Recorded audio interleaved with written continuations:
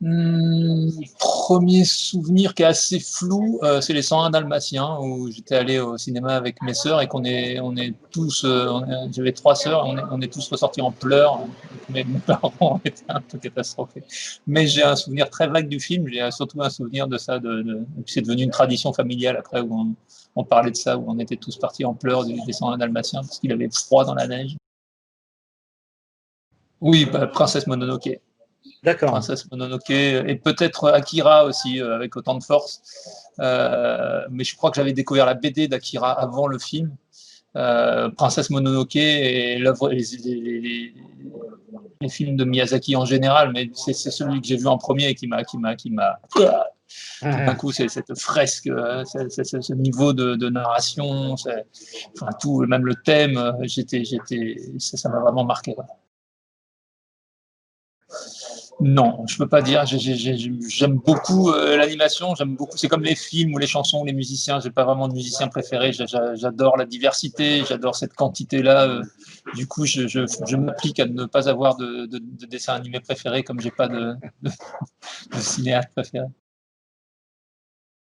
J'aime beaucoup ce film. C'est un très, très, très beau film. Mais je pense que j'ai pas le même rapport que les gens qui l'ont vu à 13, 15, voire plus tôt. Je pense que moi, l'ayant découvert adulte, déjà intéressé par l'animation, voilà. Moi, pour vous expliquer le truc, c'est que moi, il n'y avait pas la télé chez moi. D'accord. Donc, je suis pas du tout un enfant de la télé. J'ai pas découvert. Je connaissais très peu de films. Enfin, je voyais jamais de films. Mes copains parlaient du film du dimanche soir. Moi, je connaissais pas. J'ai pas non plus. Ma génération, c'était Goldorak. J'en entendais parler dans la cour de récré, mais je connaissais pas. Et voilà.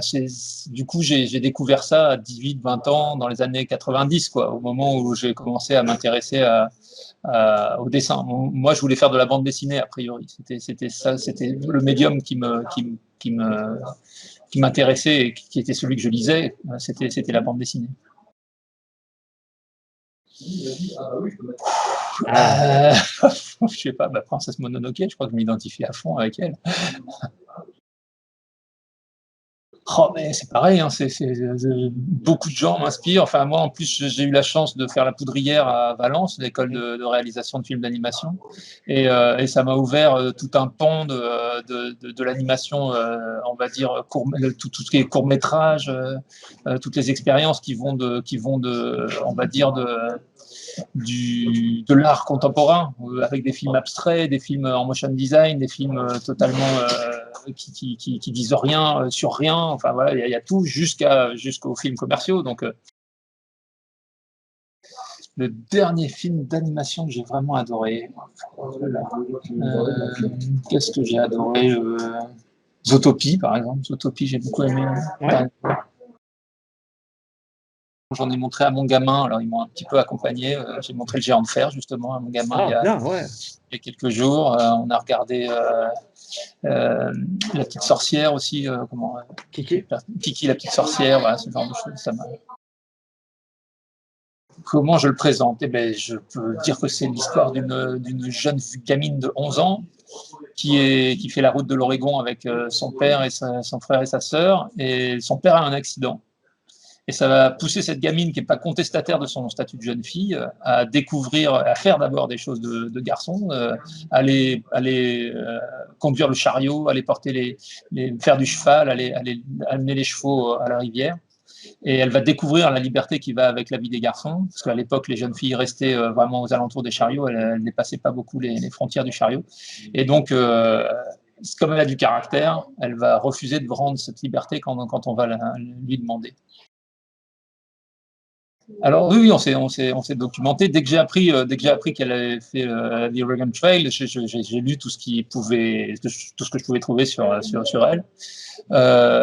Et sur son enfance, il n'y a pratiquement rien. Bon, la totalité de sa vie, c'est un immense nuage de mensonges. Il y a des folk songs, des chansons populaires, il y a des dime novels aussi, les petits bouquins à 2 cents qu'on vendait comme ça dès son vivant sur sa vie, qu'il a présenté une fois en Redresseuse de tort, une autre fois en Desperados.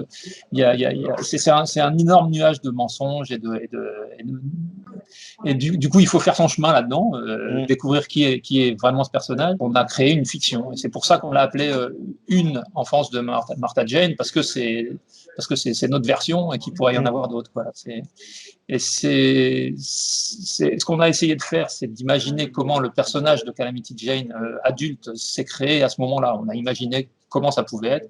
Et c'est une occasion pour parler du genre, de qu'est-ce que c'est qu'être un garçon, qu'est-ce que c'est qu'être une fille, et quel est le prix que payent les gens qui franchissent cette frontière à cette époque-là et parallèlement à la nôtre. Oui, je l'espère qu'elle s'y retrouve, mais pas seulement elle. J'espère que tout le monde s'y retrouvera, les garçons comme les filles. Effectivement, c'est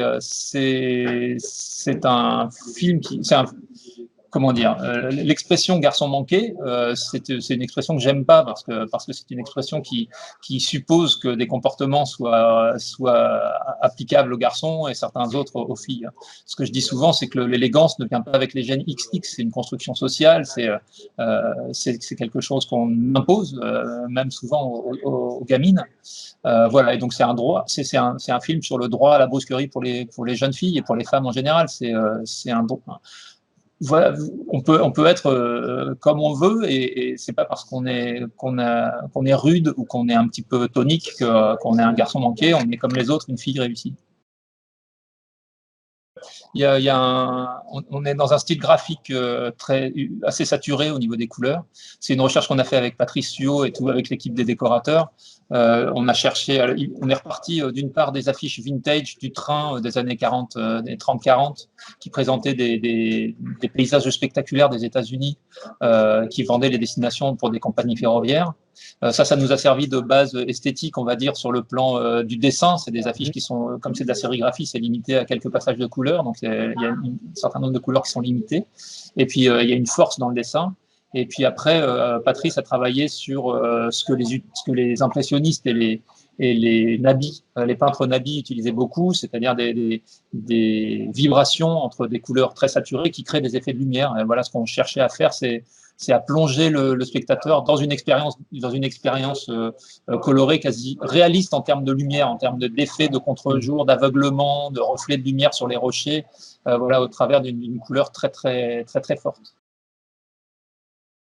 Alors, on cherchait une compositrice et c'est l'agence 22D qui nous a proposé le nom de Florencia. On a écouté ce qu'elle faisait. Moi, il se trouve que j'avais vu un film que j'avais beaucoup aimé qui est Ava, qui racontait, qui est un très très beau film avec une bande originale extrêmement forte qui est faite à l'arpeggione. Je ne sais pas si vous voyez ce que c'est. L'arpeggione, c'est un violoncelle avec des frettes. Donc c'est un espèce de son comme ça extrêmement métallique. Il y a une très belle pièce de Schubert pour arpeggione. Et bon, elle l'utilise en mode contemporain, on va dire, donc avec des espèces de frottements comme ça qu'elle distord, qu'elle passe dans des moulinettes de sa composition. C'est une super compositrice, c'est très convaincant ce qu'elle fait très rapidement. Et en plus, elle m'a proposé plein de musiques là où je pensais pas en mettre. Elle m'a dit mais non, là il faut que tu rajoutes, et elle me proposait des nappes comme ça. Et elle a travaillé on va dire en trois directions, deux directions plus une, on va dire. Il y avait une première direction qui sont une direction très contemporaine qui est la limite du sound design, où elle fait toutes ces choses avec des drones, avec des choses comme ça, des trucs, des drones, enfin des sons comme ça qui se prolongent, des sons assez longs. Et puis avec 4 musiciens bluegrass, super talentueux, banjo, guitare, contrebasse et violon. Et en plus, à partir des morceaux qu'elle avait composés pour eux, elle en a orchestré un certain nombre pour avoir une dimension plus épique et qu'on soit dans les grands espaces américains. Et donc, elle a soutenu ces morceaux de ces 4 musiciens par un gros orchestre avec des violons, et qu'on a enregistré à Londres. C'était un moment de bonheur de les écouter jouer. Je vais travailler sur la zone ou les fortifs. Ça a entouré Paris, c'est devenu le périphérique de Paris. Ça a été longtemps une contrescarpe qui entourait Paris, qui a été fait pour se défendre en 1830. Ils ont déclaré cette zone inconstructible. Une contrescarpe,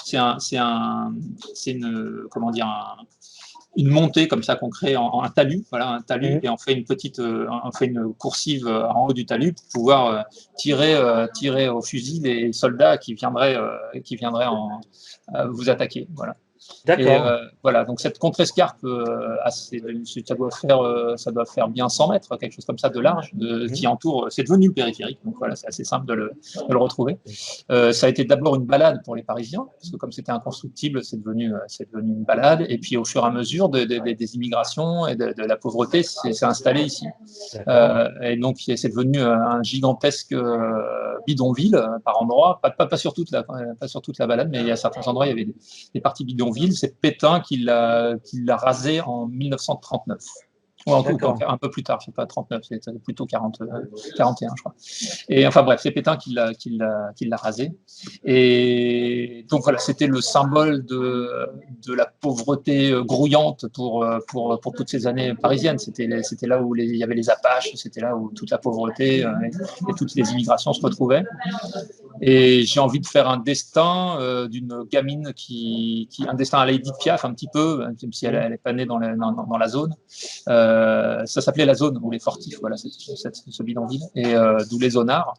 Et voilà, j'imagine un destin d'une gamine qui va trouver sa voie de chanteuse réaliste, quoi, quelque chose comme ça.